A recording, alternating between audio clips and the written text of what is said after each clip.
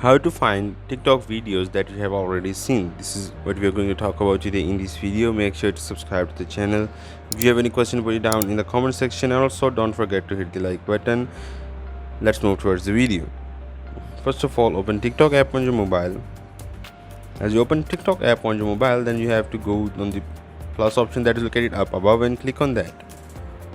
As you click on the plus icon, now you have to remember an hashtag that was used on that video, or also that account that was used on this video. Let's say I am saying that you know the hashtag or the account name that uploaded that video. I am using SER. I am going to go on search. As I go on search, then I have to go on hashtag. Now hashtag search, I have to select which one was the video that I was viewing. Now the videos I have viewed will be shown on the top above. This is all from the video. Make sure to subscribe to the channel. If you have any question, put it down in the comment section, and also don't forget to hit the like button. Thank you.